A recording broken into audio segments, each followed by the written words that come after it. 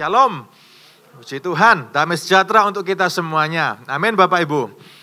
Haleluya. Hari ini kita akan berbicara, satu bulan ini Bapak Ibu Saudara-saudari kita akan berbicara mengenai nilai, ya, value yang dianut di dalam gereja Mawar Sharon Surabaya. Ada 4 saudara, ya. Discipleship, pemuritan, excellence, spirit led, dan unring, penghormatan. Hari ini, untuk kali ini saya akan berbicara mengenai unring. Pembicara-pembicara lain akan berbicara mengenai 3 tema yang lain sepanjang bulan ini saudara. Saya kasih judul pada kesempatan pagi hari ini adalah budaya penghormatan. Oke? Belajar dari kisah Ruth dan Naomi. Saudara, ternyata honoring atau menghormati, penghormatan itu harus dibangun, harus dipupuk saudara. Betul? Ya, kalau enggak bisa. Ya, kalau enggak jadi. Oleh karena itu, itulah mengapa sejak dari kecil kita perlu ngajar anak-anak kita untuk apa? Untuk belajar menghormati. Betul enggak saudara? Ya, menghormati apa? Bukan cuma menghormati siapa, tapi juga menghormati apa, bagaimana melakukannya. Ini adalah hal-hal yang penting. Ya, terkesan sepele, tapi banyak orang tidak care atau tidak terlalu detail untuk melihat, memperhatikan hal ini. Banyak anak ketika dia bertumbuh menjadi remaja, bingung saudara. Ya, tidak tahu apa arti menghormati, tidak tahu bahwa hal kecil, hal sepele, seperti menyapa, ya, yang lebih tua, ya saudara, atau kalau makan bersama ngomong begitu ya saudara, makan dulu, ya om tante, ya atau ai susu atau apapun panggilannya saudara, itu dianggap itu tidak. Saudara banyak, kalau dulu sih kita Bapak Ibu kalau zaman Bapak Ibu dulu ya, zaman kita dulu itu sangat-sangat distressing bukan, ditekankan. Tapi kalau kita berhadapan dengan anak-anak milenial hari ini saudara berbeda. Budaya anak-anak milenial ini berbeda. Ya, budaya teknologi, budaya keterbukaan, budaya digitalisasi, keterbukaan yang sangat-sangat luar biasa hari ini saudara. Saya percaya saudara setuju dengan saya, kita perlu lebih bekerja keras lagi untuk menanamkan nilai-nilai kepada generasi-generasi muda kita. Amin saudara. Ya. Oleh karena itu benar kan kata firman, ajarkan kepada anak-anakmu. Betul saudara? Ngomongkan, ajarkan, sampaikan. Kapan? Siang, malam, pagi, petang. Ya, sampai bosan saudara. Betul. Kenapa? Karena memang itu yang perlu kita lakukan dari hari ke hari. Kalau enggak gitu, nanti orang tua kita semuanya, Bapak Ibu Saudara, ini tantangan kita bersama, juga tantangan saya. Kita semua bisa kalah sama YouTube. Ya kan? Kita semuanya bisa kalah sama Instagram. Kita semuanya bisa kalah sama semua media sosial yang ada yang lain-lain itu. Malah oleh karena itu, mari kita belajar. Ya, mari kita belajar dulu kepada kita hari ini, bagaimana kita bisa membangun budaya penghormatan. Kenapa? Karena action speak louder than words. Tindakan itu lebih kuat berbicara daripada kata-kata. Anak-anak kita, eventually anak-anak kita, generasi-generasi muda kita akan melihat contoh kehidupan lebih daripada kata-kata yang bisa kita sampaikan. Betul? Mereka akan melihat contoh. Mereka ingin melihat teladan yang bisa diberikan oleh generasi yang lebih tua. Ini penting sekali. Ya. Saudara, ada yang namanya gap generation gap. Ya. Ada sebuah gap, jurang antar generasi. Itu terjadi di berbagai macam, di semua lini masyarakat. Ada gap generasi. Saudara, beda usia antar generasi itu biasanya 20 tahun. Betul? Ya, 20 tahun. Itu ada sebuah gap. Ya, dalam 20 tahun itu ada generation gap yang terjadi di sana. Ya, dan itu yang sedang terjadi saudara, hari-hari ini. Coba kita lihat sama-sama. Kita mau lihat dulu kitab Rut pasal yang pertama, ayat yang ke-15 sampai yang ke-17. Kita mau lihat dari cerita yang sederhana ini. Tapi ini cerita yang sangat bergema. Cerita yang sangat indah bagaimana kita bisa belajar untuk memahami prinsip-prinsip bagaimana membangun budaya penghormatan. Prinsip-prinsip menghormati. Rut 1 ayat 15. Ketemu semua? Ya, saya bacakan buat Bapak Ibu. Berkatalah Naomi, telah pulang iparmu kepada bangsanya, dan kepada para allahnya, pulanglah mengikuti iparmu itu. Tetapi kata Rut, janganlah desak aku meninggalkan engkau dan pulang dengan tidak mengikuti engkau. Sebab kemana engkau pergi, ke situ jugalah aku pergi, dan di mana engkau bermalam, di situ jugalah aku bermalam. Bangsamulah bangsaku, dan Allahmulah Allahku. Di mana engkau mati, aku pun mati di sana. Dan di sanalah aku dikuburkan. Beginilah kiranya Tuhan menghukum aku.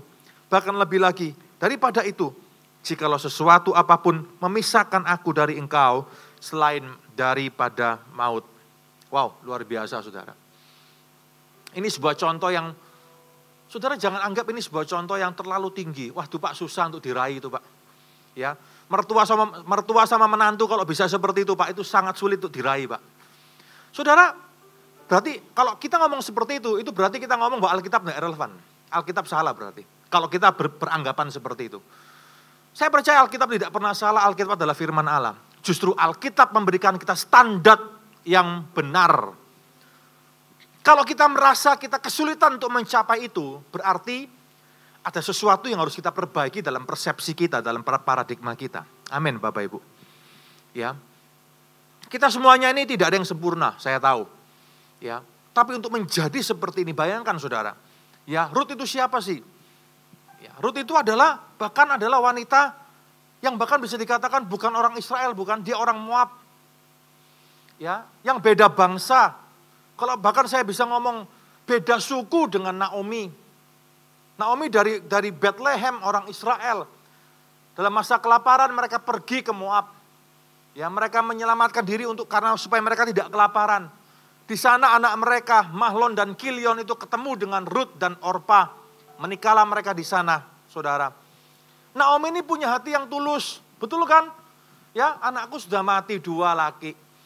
Ya, suamiku juga sudah meninggal, aku seorang diri, aku sudah tua. Ngapain sih ikut aku? Gak ada yang bisa aku kasih sama kamu. Aku gak punya warisan. Gak punya apa-apa, gak ada yang kenal sama aku. Aku ini orang biasa, orang kecil. Ya, miskin lagi. Aku sudah kehilangan semuanya. Sebelum pergi ke Moab, kami ini miskin. Setelah datang ke Moab, baru enak sedikit. Tragedi demi tragedi terjadi. Hancur semua, hilang semua. Ngapain ikut aku, sebentar lagi aku mati. Ya kok ya syukur-syukur puji Tuhan kalau nanti ada yang nguburkan aku. Siapa yang nguburkan aku pun aku nggak tahu. Sanak saudara sih banyak ada di Israel sana. Tapi mungkin jauh, bukan sanak saudara yang dekat. Mungkin kalau mereka masih ingat aku, itu sudah masih puji Tuhan. Kenapa? Ya karena, saudara kenapa? Karena mereka meninggalkan tanah perjanjian dalam masa-masa sukar. Ya, dan seharusnya mereka tetap ada di sana dalam masa-masa sukar.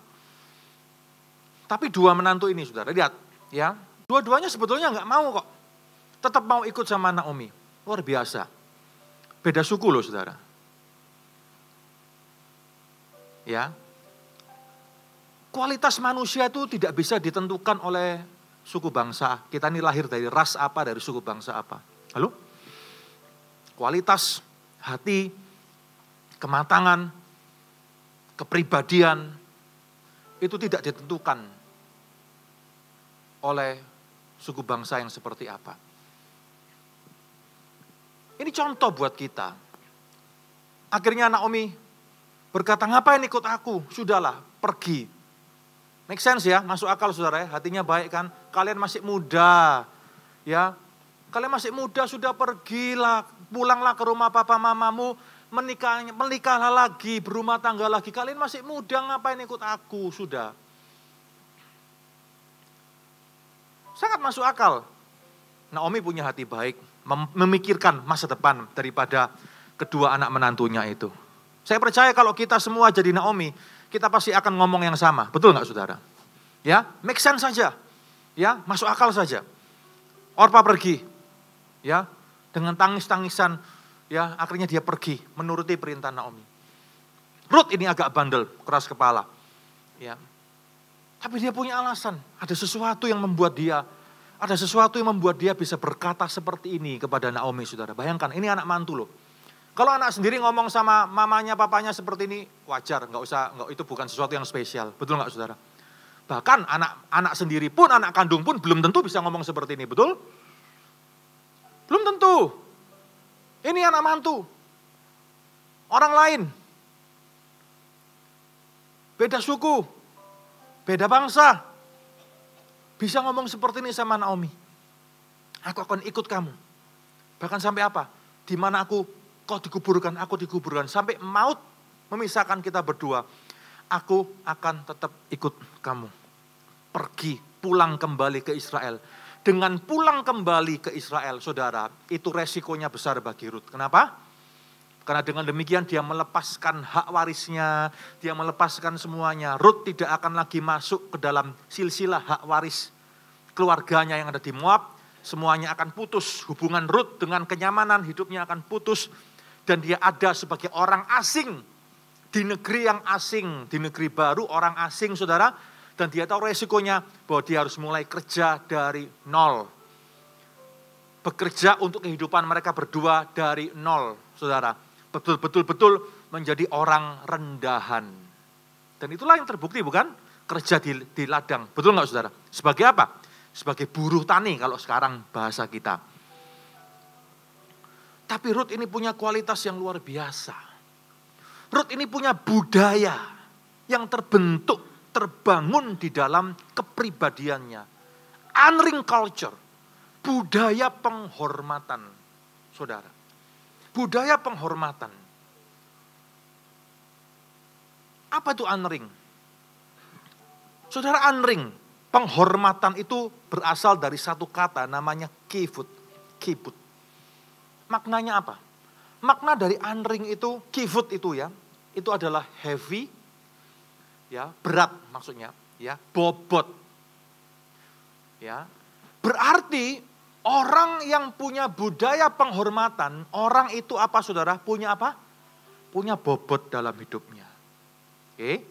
Punya bobot. Bobot itu apa sih? Bobot itu kualitas. Punya nilai plus. Punya kualitas. Punya sesuatu yang berbeda. Ya, bobot ini penting. Punya berat saudara. Punya kedalaman, punya berat. Oke? Enggak enteng. Ya, enggak ringan, dia punya bobot, punya berat.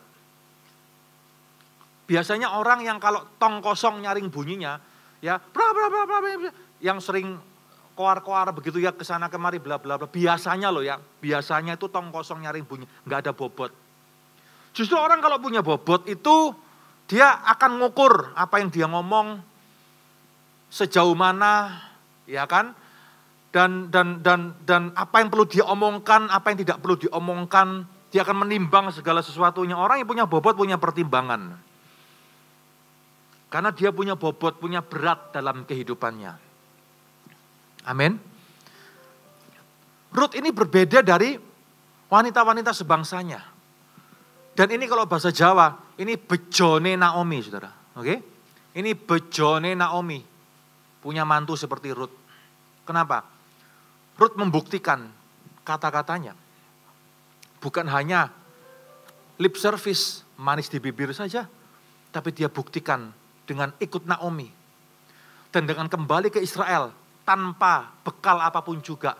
Mereka harus hidup mulai dari bawah. Bayangkan, ya, meninggalkan kenyamanan di negeri sendiri, pindah ke negara lain, mulai dari nol. Mulai dari nol. Mulai dari nol.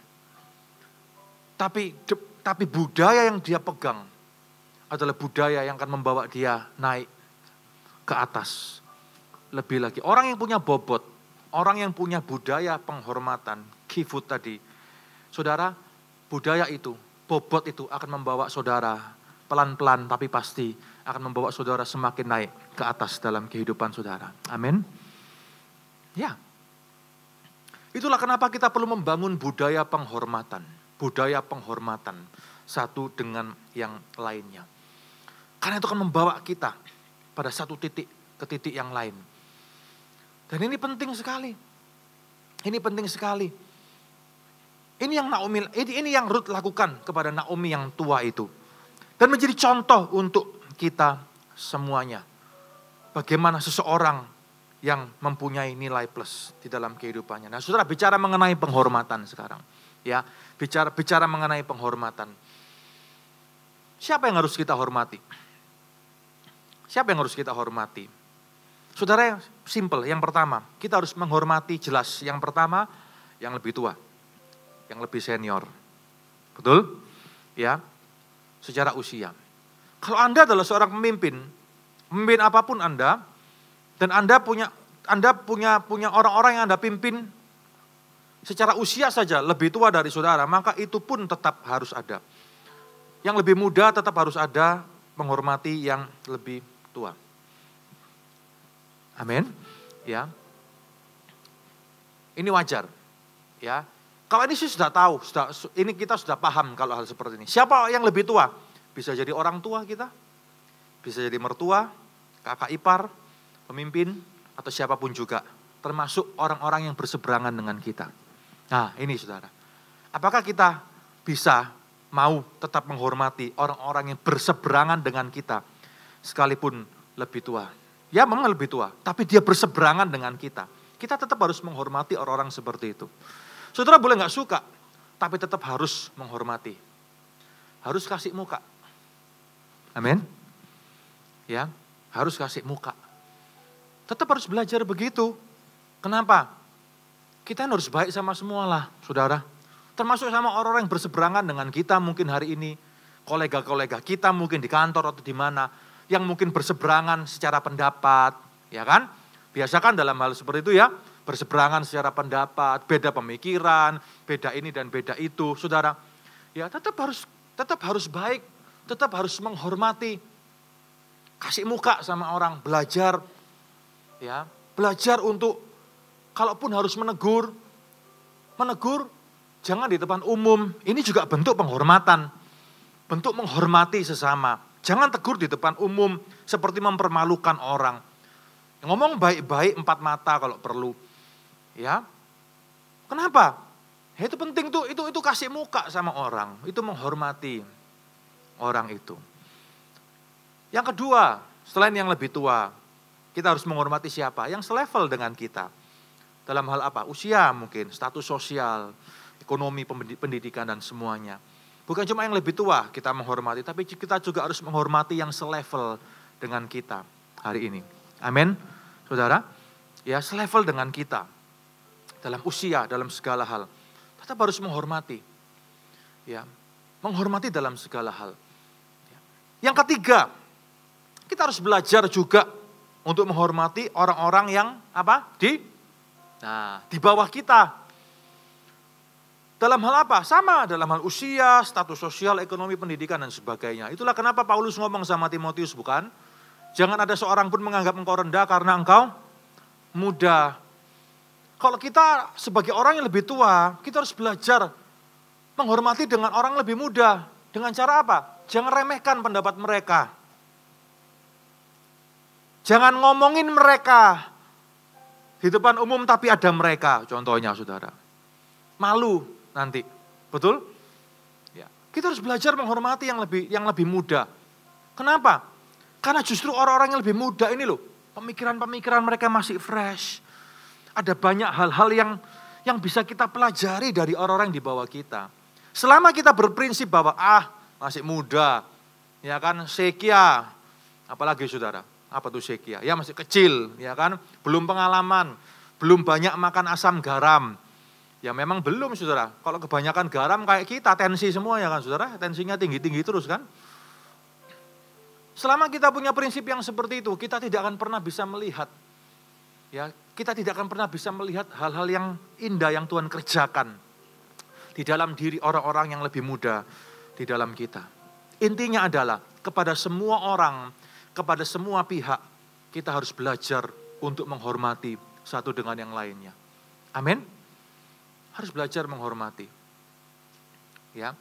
Suatu saat saya diserang oleh sebuah pendapat, diserang oleh seseorang, kira-kira begitulah ya. Dalam pelayanan kadang itu terjadi dan Tuhan izinkan itu terjadi. Ya, diserang oleh seseorang karena ini dan itu, saudara. Ya, dan istilahnya sepertinya itu ditusuk dari belakang. ya kan, menyerang dengan kata-kata yang sangat vulgar, ya kan, dan kasar saya pikir, ya kan. Ketika saya dengarkan dia ngomong seperti itu, dengan letupan emosi seperti itu, ya, saya tahu bahwa saya punya kelas berbeda, saya harus punya kelas berbeda dengan orang ini. Bagaimana saya menunjukkan kita punya kelas yang berbeda? Ini bukan sombong loh saudara, ya, adalah dengan apa? Adalah dengan bermain cantik. Bermain cantik dalam hal apa? Saya tidak akan melakukan seperti yang dilakukan oleh orang ini. Saya tidak akan membalas dia dengan kata-kata yang lebih vulgar, lebih kasar, dan lebih menusuk. Bisakah saya melakukan hal itu? Bisa. Sangat bisa. Maka dari itu, orang kalau punya ilmu itu, kalau nggak hati-hati bisa salah, saudara. Amin. Semakin Anda pintar, semakin Anda punya ilmu, semakin Anda harus rendah hati. Semakin Anda harus mau dibentuk oleh Tuhan. Semakin Anda harus memilih untuk tidak mau menunjukkannya di depan umum kalau tidak perlu. Bukankah itu yang Rasul Paulus lakukan? Betul? Ya kan? Dia nggak mau. Kenapa? Kalau dia lakukan itu, dia nggak akan ada bedanya dengan orang seperti itu. Ketika dia selesai mengungkapkan semuanya, ya, saya cuma akan bilang, oke, ya, saya minta maaf. Saya minta maaf kalau memang misalnya, ya, dirasa seperti itu, tanpa berusaha membela diri. Kalau saya berusaha membela diri dan ini dan itu nggak akan selesai. Betul nggak, saudara? Kita perlu memahami bahwa kalau saya lakukan hal yang sama dengan kata-kata yang lebih keras, kasar dan menusuk, maka sebetulnya saya tidak kasih muka sama dia, tidak kasih muka saya, it's okay, no problem, itu urusan dia. Tapi saya harus belajar lebih baik dari dia. Saya tetap harus kasih muka orang yang berseberangan dengan saya. Amin. Ini nggak mudah, nggak enak, saudara. Kepinginnya emosi, kepinginnya balas, betul nggak? Tapi orang yang punya bobot, perhatikan ini ya, bobot tadi, perhatikan itu. Punya berat, punya bobot, punya kualitas, punya nilai plus. Harus melakukan hal yang benar dalam kondisi-kondisi yang tidak baik, yang menyakitkan. Saya merendahkan hati di hadapan orang tersebut. Ya kan? Saya minta maaf kalau memang rasa seperti itu. Ya sudah, selesai. Kalau orangnya belum selesai, ya terserah. Tapi buat saya sudah selesai. Ya, tidak ada sesuatu yang perlu untuk ada hal tertentu yang tidak perlu diurus lebih panjang. Semakin diurus lebih panjang, semakin bulat tidak karuan, saudara. Itu hanya untuk memuaskan ego orang yang menyerang dan semuanya. Saudara, hal seperti ini Tuhan akan izinkan terjadi kok dalam kehidupan, dalam pelayanan apalagi. Ya, itu untuk menunjukkan seberapa matang kita dan seberapa kita punya bobot dalam hidup ini. Halo, Bapak Ibu? Ya, kita harus belajar. Kita harus belajar menjadi orang yang berbeda. Kita harus belajar menjadi orang yang punya bobot. Kita harus belajar punya orang yang punya pemikiran lebih panjang. Kita harus belajar jadi orang yang bermain lebih cantik. Tidak kasar. Tidak vulgar. Tidak perlu mengucapkan kata-kata vulgar, kasar, menusuk dan semuanya. Enggak perlu, saudara. Karena ini bukan pertandingan atau pertunjukan siapa paling hebat, siapa paling ini dan paling itu. No, enggak perlu. Justru kalau kita lakukan seperti itu, kita akan saling menyakiti satu dengan yang lainnya. Kita harus punya kontrol diri. Bukankah itu buah roh? Halo? Betul, saudara? Buah roh. Ya, buah roh itu karakter Kristus. Ketika kita diizinkan mengalami hal seperti itu, berarti karakter-karakter kita mau dibentuk lagi. Manusia menajamkan sesamanya. Roh Kudus ingin membangkitkan buah roh di dalam hidup kita. Karakter kita, kesabaran, kemurahan, kebaikan, penguasaan diri. Menguasai diri dalam segala hal. Menguasai diri dalam segala hal. Bagaimana kesabaran kita bisa dibentuk? Bagaimana penguasaan diri kita bisa dibentuk kalau kita tidak diperhadapkan pada situasi-situasi yang memancing emosi kita? Itu penting sekali, ya. Lalu mengapa kita menghormati? Kalau tadi siapa yang harus kita hormati, sekarang mengapa? Mengapa kita perlu menghormati? Mengapa kita perlu membangun budaya untuk saling menghormati satu dengan yang lain? Mari kita belajar menghormati yang lebih tua dari kita. Mari kita belajar menghormati orang yang lebih muda dari kita. Mari kita belajar menghormati orang-orang yang sesama dengan kita. belajar menghormati semua level Bapak Ibu Saudara. Ya, belajar menghormati pimpinan kita di kantor, di perusahaan, di tempat kerja kita. Kalau Anda adalah pimpinan, belajar menghormati karyawan yang bekerja dengan Anda. Karena mereka adalah aset. Betul Saudara. Ya, karyawan itu aset, sumber daya manusia itu aset yang terbesar. Ya, jangan lagi punya pandangan bahwa mereka hanya alat. Ya, tapi kita harus belajar memanusiakan manusia seperti manusia itu adanya. Belajar memanusiakan manusia. Itu adalah karakter Kristus yang harus dibangun di tengah kita. Perkara orang tidak melakukan hal itu karena mereka belum paham, terserah. Tapi kita yang lebih paham, kita yang adalah anak-anak Tuhan, kita yang sudah hidup di dalam terang, kita harus punya budaya yang berbeda. Menghormati tubuh Kristus yang lain, ya. Menghormati gereja yang lain, ya. Menghormati rekan-rekan pelayan Tuhan yang lain, ya. Sekalipun mungkin berbeda ini, berbeda itu, berbeda budaya, berbeda liturgi, berbeda semuanya. It's okay, tetap belajar menghormati. Ketemu, nyapa duluan, jangan minta disapa duluan. Halo? Kalau Anda ketemu, nyapa duluan, tapi kalau orangnya melengos, karena mungkin tidak tahu, ada nggak suka atau apa, sudah biarin. Pokoknya sudah baik duluan. Pokoknya nyapa duluan. Sekalipun Anda dipelengosi, ya kan? Sekalipun mungkin nggak dianggap, nggak disapa balik, ya sudahlah. Pokoknya kita prinsipnya satu ya, kita harus baik sama semua orang. Amin saudara. Ya, kita harus baik sama semua orang. Kalau kita minta dibalas, ya kita tersinggung karena orang nggak balas sapaan kita, contohnya, saudara, berarti kita tidak tulus, gitu loh. Kalau kita tulus ini kita tidak akan minta pamrih kok. Ya, kita tidak akan minta pamrih. Pokoknya kita mau menunjukkan kebaikan. Pokoknya kita mau aktif duluan. Amin, saudara. Itulah karakter anak-anak Tuhan dan itu harus dibentuk dalam hidup kita. Ingat, barang siapa melakukannya, dia punya bobot dalam hidupnya. Dan orang yang punya bobot, ini alasan mengapa kita perlu menghormati. Yang pertama, kita perlu menghormati karena itu akan menunjukkan kedalaman kepribadian, bobot dan karakter kita.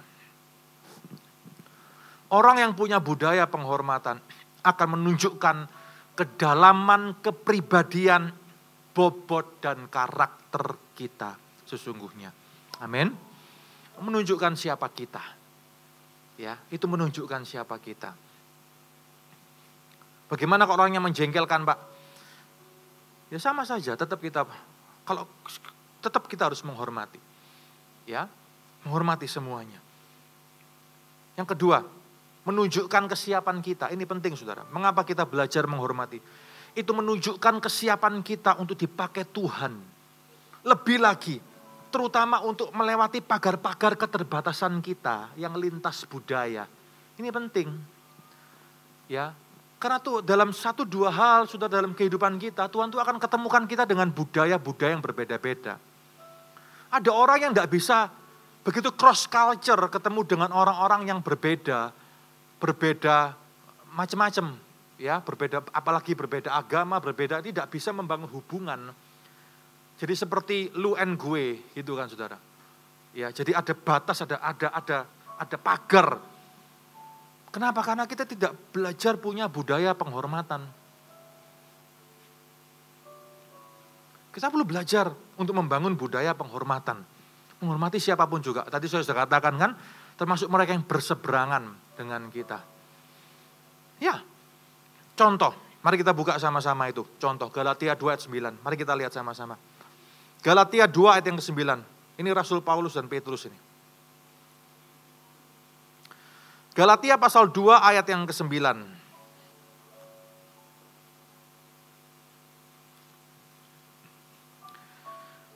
Alkitab katakan demikian, dan setelah melihat kasih karunia yang dianugerahkan kepadaku, maka Yakobus, Kefas, dan Yohanes yang dipandang sebagai sokok guru jemaat berjabat tangan dengan aku dan dengan Barnabas sebagai tanda persekutuan supaya kami pergi kepada orang-orang yang tidak bersunat dan mereka pergi kepada orang-orang yang bersunat. Ini masalah besar pada zaman dulu, saudara. Pada zaman gereja Alkitab ini ditulis, peristiwa ini terjadi. Kenapa?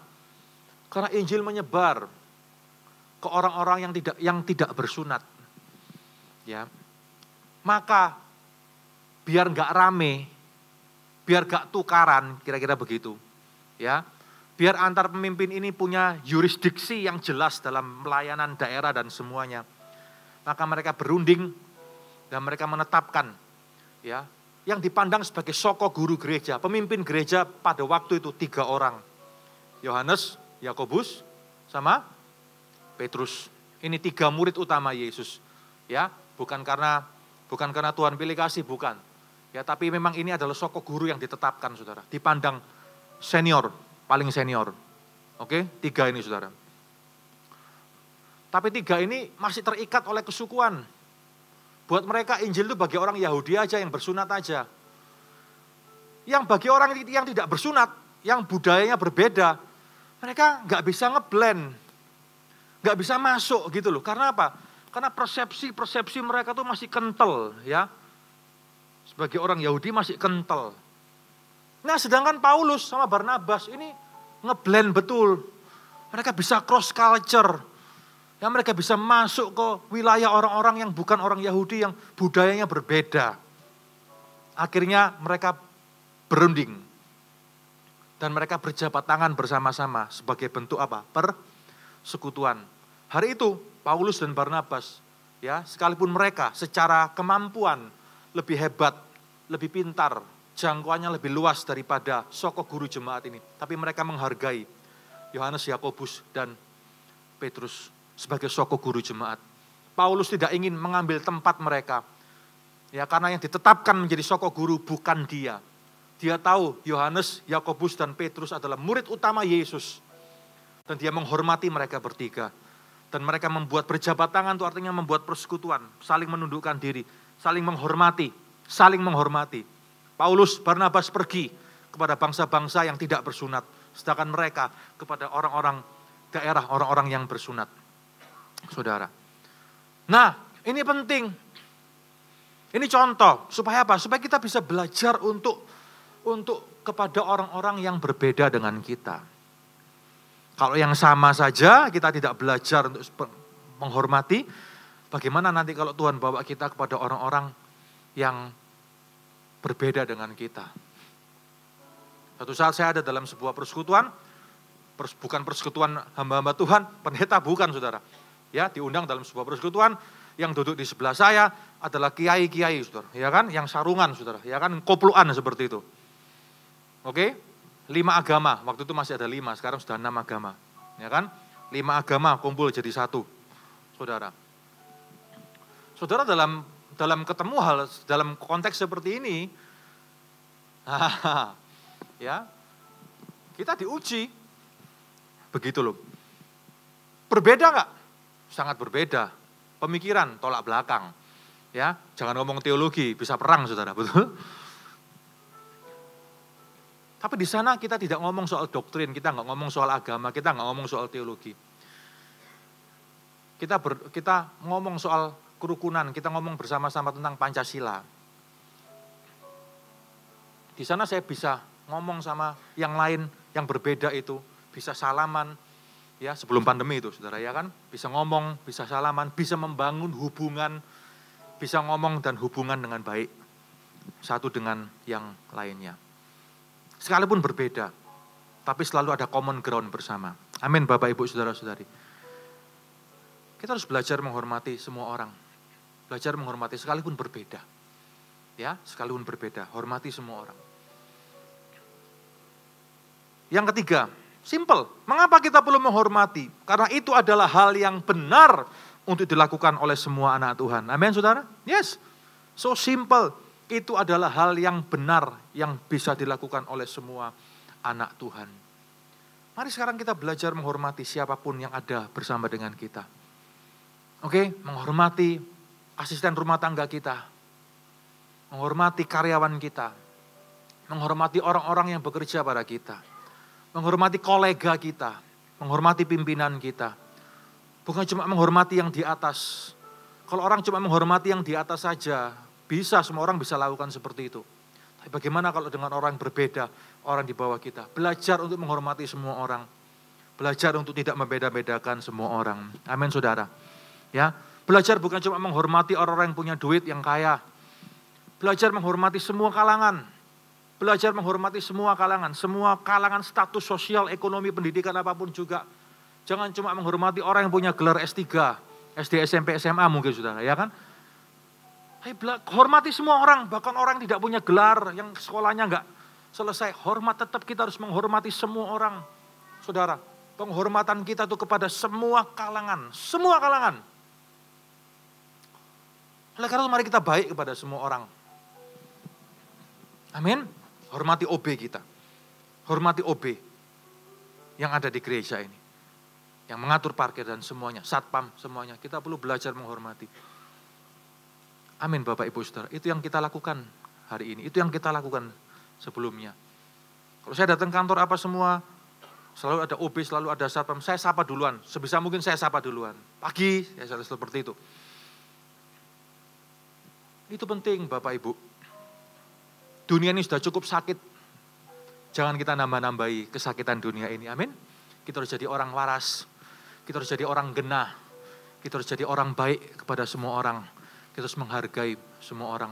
Kita harus mengasihi semua orang. Sama seperti yang Yesus ajarkan kepada saudara dan saya. Amin. Hargai anak-anak kita. Hargai pendapat mereka. Bukan cuma sayangi, tapi hargai. Hargai mereka, saudara. Ya, yang lebih tua, yang selevel, yang di bawah kita, mari kita menghargai semua orang. Mari kita belajar menjadi orang yang berbeda, seperti yang Kristus mau, sebagaimana kita harus jadi. Amin.